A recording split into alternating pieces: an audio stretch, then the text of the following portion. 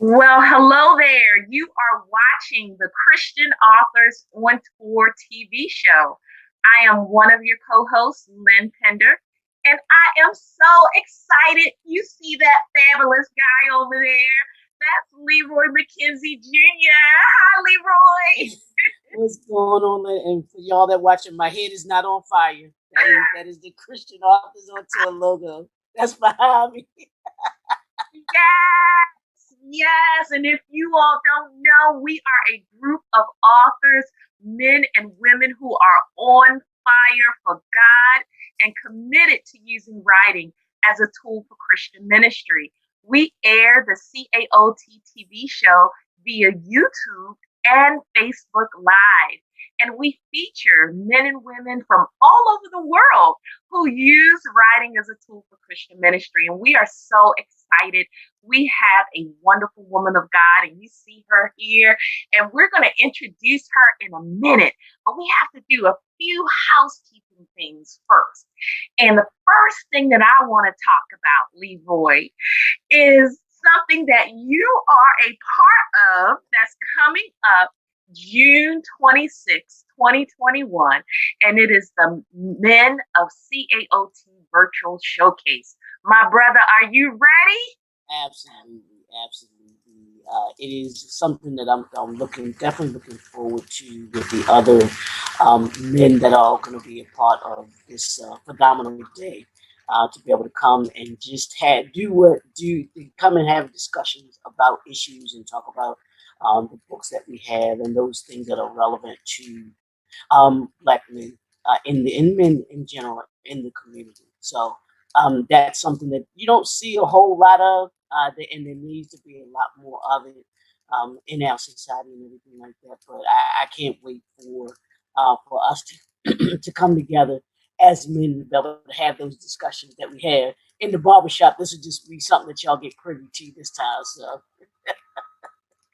Indeed, indeed. And, this event on June 26th, 2021, is from 10 a.m. to 3 p.m. It is a virtual event and it is absolutely free.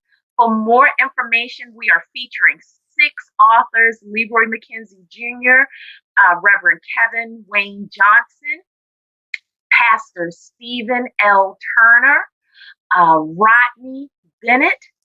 I'm trying to do it off the top of my head, but it's George Yorkman and Dwight E. DeRamus Jr. And I'm really excited that the moderator for this event is the illustrious Max Rodriguez, who is the founder of QBR and the Harlem Book Fair. So we are looking forward to having a phenomenal day of Christian books and dialogue. And family, we want you to be part of that day. So invite your daddies, your granddaddies, your husbands, your brothers, your uncles.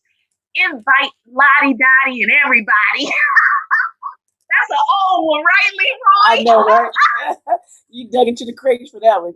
Want you to come on out and just spend a day with us on June the 26th. June is the month of fathers. We celebrate the men of our lives, the men in our lives, and what an awesome way to honor the mighty men of God and to honor the men that are in your lives by connecting them with some other men who love God and who are living and working to serve Him, right? Absolutely, absolutely. All right, all right. So that takes us to this amazing lady that we have here. Leroy, what do you know about this sister? Let me tell you. You know how we do the prep for the show, and I'm not even gonna pull up. I mean, we be here all day. This resume, I mean, this bio. Let's say resume. This bio is just packed.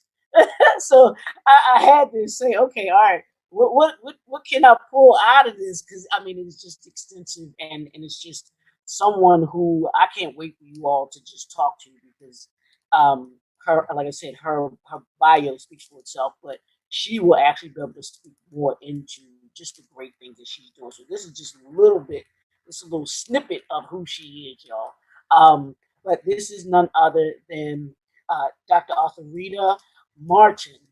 She is the owner of Words and Melodies LLC, which is an education and performing arts company, and she is one of the founding members and chair of, I don't know how to pronounce it, so I'm gonna just say it, RASR, which stands for Resolution Addressing Systematic and Structured Racism. That's a mouthful right there, ain't y'all? So I had to say that real slow so that I got it right. But she is also a civil and human rights activist. She currently serves on the Virginia statewide Independent Living Council, supporting the disabled community, the National Association of Black Storytellers, Inc., and is a board member of the DC Chamber of the National Speakers Association. Her advocacy work is expressed in the creative arts. She is a professional teaching artist, storyteller, and vocalist. She brings history to life by sharing the lives of women like Fannie Lou Hamer, who advocated for civil and human rights. She received her Bachelor of Science from James Madison University, her Master's of Science from Florida Institute of Technology, and postgraduate work in communications and public policy from George Mason University. She is in Fairfax, Virginia. She resides in Prince William County, Virginia. She is the author of 3 books. I'm not going to say the 3 books, but we'll talk about those. But they can be found on Amazon and Amazon Kindle. So I'd like to introduce everyone to Dr. Arthuretta Martin. How are you this morning, Dr. Martin? Good morning, doctor. I'm claiming that, okay? I'm going to just claim that. You just keep saying Dr. Martin. However, that is prophetic. Oh, okay. I thought I heard you say. I thought I heard Lynn say doctor and what Dr. Arthuretta. I'm sorry, but absolutely take it as prophetic and move towards that. Absolutely. So welcome and thank you for joining us. Thank you. Thank you for joining us. I'd like to start our conversation like this when we have our authors come on. I read the bio and we get that. We the great accomplishments, but what I like to do is to give our viewers what's not on paper, what's not in the bio about our authors that are joining us. So can you tell us just something about you that we're not going to read on the I keep saying resume, on the bio that we would not ordinarily know about you? There's a lot. For a moment, I was a model. I've acted quite a bit. And what else? I have children. That's a whole piece right there. And I'm a grandmother of 5. You said you could write a book just on being a mother and mothering them into adulthood, right? Yes, indeed. Amen. Amen. Well, we hear tell that you have a new baby about to release that's in production right now. Can you share the title of that book and just tell us a little bit about the book itself? Public Service Private Pain is a book that it's in production. It's been written. And now I'm rewriting it. I mean, I have already released it, but now there's about to be a second release. It is about 20 years in vitro. It's a book that I didn't want to write, a book that everywhere I went, somewhere someone would know or say they were going through some things. And it was just another affirmation that this book needed to be written so that people understood that there was another side to what they were going through in the workplace. And so I've written it, and it should be released soon. Public Service Private Pain is the one we're going to talk about today. Now, the one that, it's another one that has been a long time coming. And that one, because, you know, authors sometimes have many titles and then they get to it until they finish it. Public Service Private Pain is pretty much finished. The next one is the Leah Syndrome. And the Leah Syndrome is taken from the book of Genesis, and it speaks to women. That book is all about women and the things that women go through, and then they act out. The book is an explanation of the various ways women act out when they feel unloved, as Leah was unloved.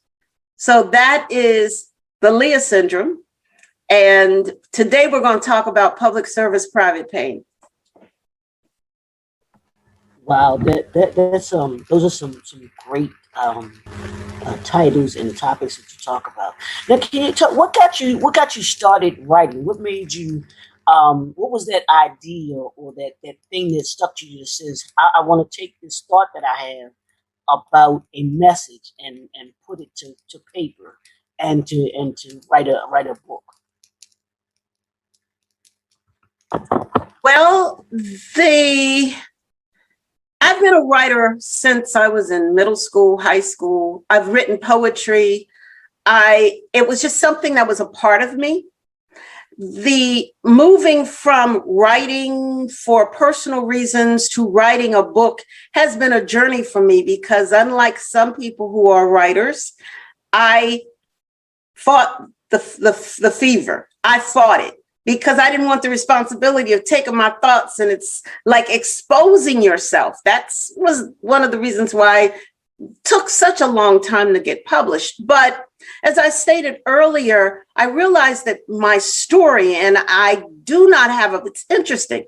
I can write, but the whole piece of writing a book is another type of journey than writing stories for presentation. As I have entered this second season of my life, maybe it's the third season, I found that the richness of my story, the richness of my experiences are the seeds for other lives. They help nourish and strengthen other people. So that is now answering the call. Instead of sitting on it, I'm now answering that call to share my experiences with the prayer that the seeds land on fertile soil. Amen. I love that. Answering the prayer so that the seed land on fertile soil. And so that seems to go right in line with the title of this new book. And so what do you hope readers get out of this new book that you just birthed? The book has been, as I said, this is my second edition that's about to be released. In the first edition, I shared just a segment of my experiences. I shared just a part of my experiences working in hostile working environments. I thought I was all alone until I spoke to a lot of people, thought it was just a segment of folk. But what I have found is that the working environment that many of us are in is not healthy. And when that working environment is not healthy, we look for all different ways and reasons and methods to try to work around it. But what I hope is that people recognize when they're under stress. They recognize that stress, being in stress under a long period of time, can adversely affect not just your mental health, but your physical health. I hope that my story validates, it actually has, from the people who have read the book, the story has validated their experiences, and that they take the proactive step of doing something about it rather than feeling that they have to stay or they have to permit others to abuse them, because that's just exactly what it is. It's abuse. So that is what I hope. I hope that my story uplifts and strengthens and encourages people. Now, within this, I share a lot of detail. It's a memoir. I share a lot of detail about the various and sundry things that can happen in the workplace. Most importantly, and I think God is amazing, because, this book has been written for 2 years, and now I'm in the process of the re-edits, and it will be available on Amazon by the time this broadcast is released. But who knew it would be right after so much is happening in our country? Because the book speaks to working in certain environments and the impact that those environments not just have on you, but it has on the public when you are working in a public service. So when that abuse is happening to you, it also impacts the public. What do you do about that? We have to give voice to the fact that hostile working environments overflow. And it's time for us to stop looking at it as just an individual experience. Hostile work environments impact the quality of life of the employees, but they impact the quality of life of the community in which they serve.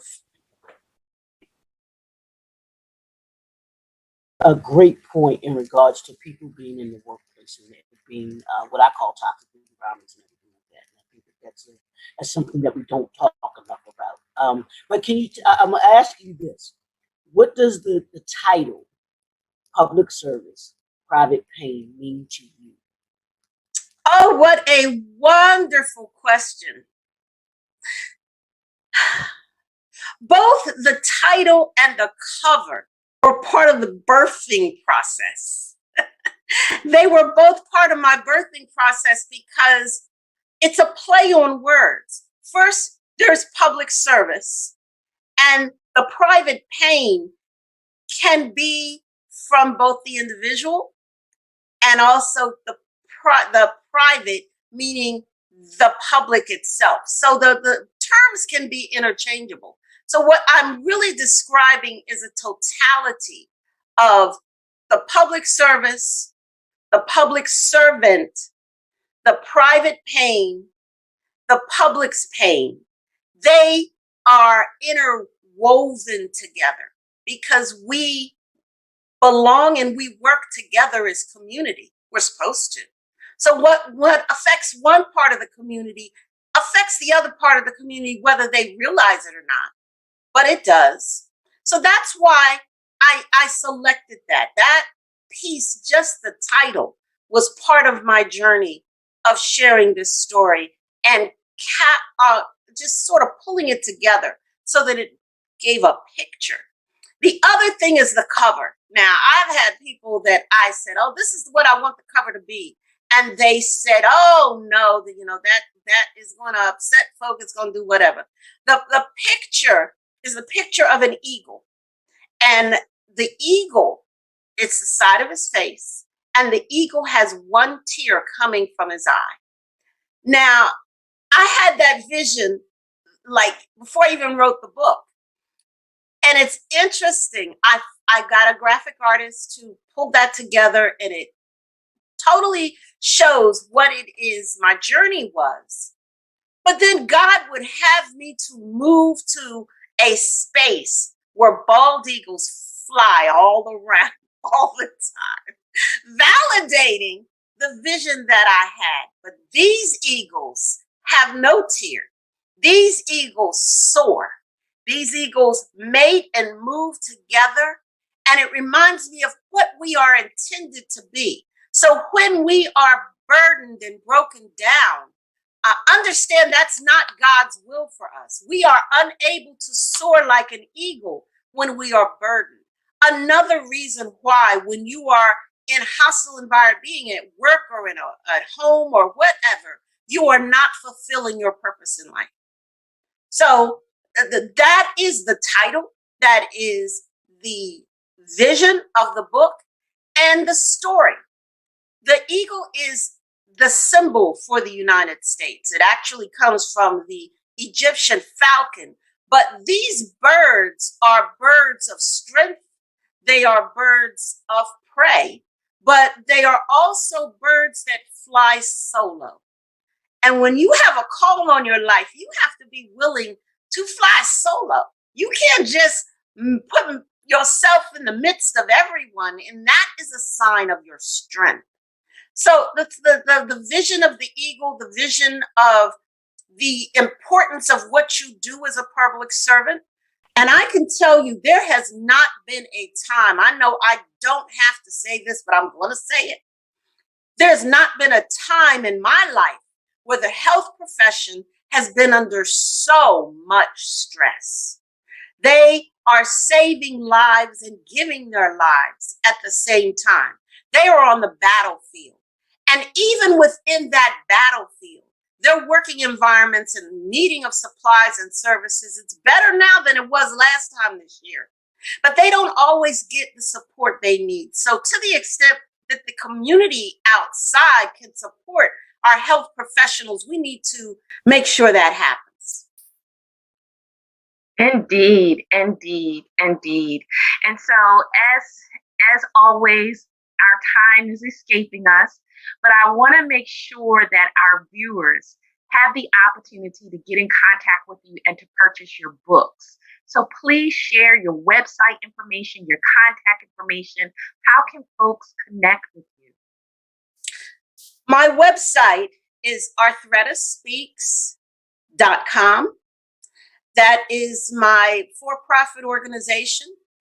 At that website, within the next week or two, you will be able to both see Public Service Private Pain there. It'll be available on Amazon. In addition, my nonprofit is the racismcrisis.com. And that is the organization that I chair that was just mentioned briefly that addresses some of these things that I spoke of from a public policy perspective. So that is how you can reach me. arthrettaspeaks.com or theracismcrisis.com. That's awesome. Really quickly, because we talked about briefly just about you being an activist and an advocate for several causes and several what I call several movements. Is that something that was grown in you, or is that something that you've grown to kind of want to get behind as you kind of grown into the different aspects of your life that you had? I have been an activist for most of my adult life, not as much as a child. My parents were activists, but I wasn't as much an activist. But as I have grown and experienced more life, I have become more of an activist. And then many times the calling calls you, even if you don't think that you can fill those shoes. But God has a way of using our talents and gifts. And I never would have envisioned me being an artist activist, an artist that will take activist issues and bring them alive for audiences to experience. And that has definitely been the calling that I have answered. Wow, this has been a great interview. I'm so excited, Arthuretta, that we've had the opportunity to interview you. And I'm just so thankful, and I look forward to connecting with you. And I look forward to reading your book. It sounds amazing. Thank you.